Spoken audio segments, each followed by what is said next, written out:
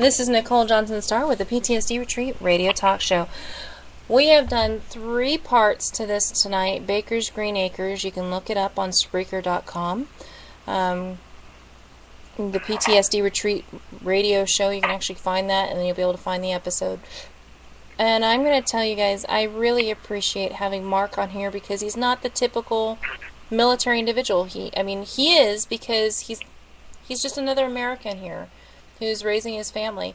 But he's done 20 years in the military, and then instead of going into the contract world or back into government service, he went home and opened a farm, and has been home with his family. His number one reason for opening that farm was so he could be with his family. You know, he'd done 2 wars in the military during his 20 years of service. He retired as a decorated veteran, and he's now going through a stressful situation, which, as he's shared before in previous episodes, which I encourage all of you to go back. If you have not listened to the other 3 parts, please listen to it. It'll give you some insight as to what I'm saying here. It's reminded him a little of his military service. He got out of the service so he didn't have to deal with some of the things that he's dealing with now. And now it's not just him, it's also affecting his family. And Mark, you're still here with me, right? Yes. Okay, good. We've been doing this over the phone, and I thank you so much for being willing to share your story.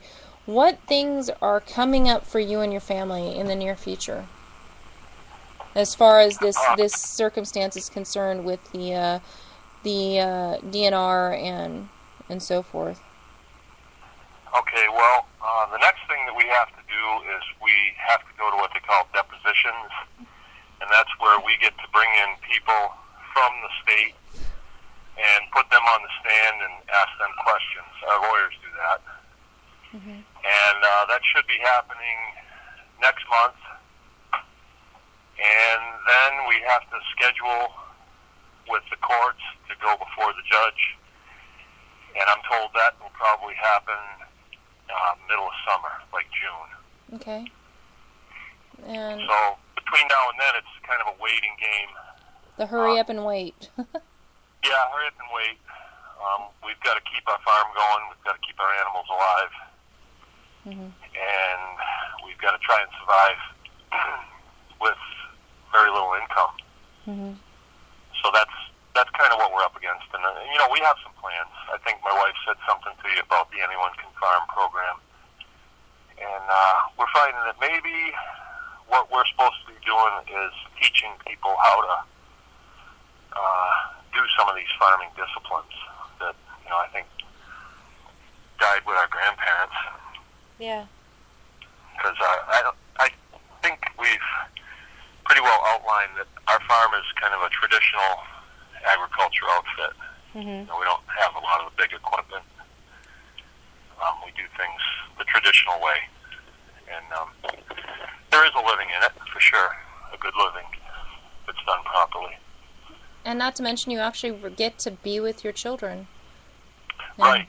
Yeah, it's a great way of life. It really is. We don't hear much about the American farmer family life anymore. I don't get to see, I'm really blessed to be in Maryland in the very rural areas of it, even though I'm really close to D.C. I get to meet and talk to farmers all the time. I'm surrounded by Amish, and, that's very, very primitive compared to today. It's very traditional. They don't have the big equipment either, and they make a living doing that, and they raise their kids. Their kids are all involved, and that way of life is disappearing. So I'm very happy to hear that a military guy got out and it opened that up, because here we are. We're a military family as well, and we've bought a farm so we can open a day retreat for working with soldiers, and part of that is actually bringing in animals so they can learn how to connect back with nature and with animals, including horses and chickens and all sorts of fun little things that I have not told anybody, and no, I'm not telling anybody tonight, folks. So that there's all sorts of ways to reconnect that are disappearing. So hearing that you're doing this, it makes me feel good. So I'm not way out in left field here. So, but I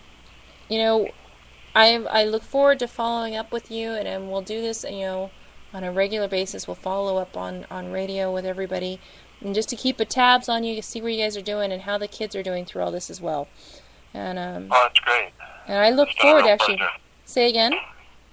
It's been a real pleasure talking with you. Definitely mine. And I look forward to one day meeting you guys. So. Well, like I said, there's an open invitation to you to come out here and see us. I may just do that. All right. You should. Well, let me go ahead and close this out. Thank you, Mark. I'm going to go ahead and let you go because I know it's late, and as a farmer, you've got a really early morning. And thank you so much for being a guest on the PTSD Retreat radio talk show. One last thing from you, being a military member, what do you say to other military members who are departing, because you've been through 2 deployments? What would you say to military families that are getting ready to go on their first deployment and, the first time into the war zone? What would you say to them, as preparation for the family? That's a tough one. That's a tough one. Good, I got a challenge for you. Woohoo! Yeah. I guess, boy, there's just so many things. I guess I'd go out and I'd look around town a little bit and try to remember that. Mm-hmm. Burn that into your mind. And when you get someplace that you probably don't want to be, get your job done and think about coming home. And remember, America is a place that's nothing like places that you're going to go. And remember that freedom isn't free. And you may be called on to preserve freedom when you get home. And you'll do your duty. I guess that's it. Well, thank you very much. And thank you so much for being an awesome dad. And you've picked a great partner in life. I could sit down with Jill and just have, a nice cup of, herbal tea, because I bet you she would get it when I said, let's go make some herbal tea together. So tell Jill, I'm like, one day we're going to do that. We're going to go out and get some herbs and make teas, because I like to do that stuff too. But I really appreciate it, and if you'll just hold on just a second, I'm going to go ahead and close out the show. To everybody else, thank you so much for listening. This has been Nicole Johnson Starr and the Baker family with Baker Green Acres. You can actually go to bakergreenacres.com, and I wish all of you a wonderful evening. Again, this is Nicole Johnson Starr and the PTSD Retreat Radio Talk Show. Have a good night.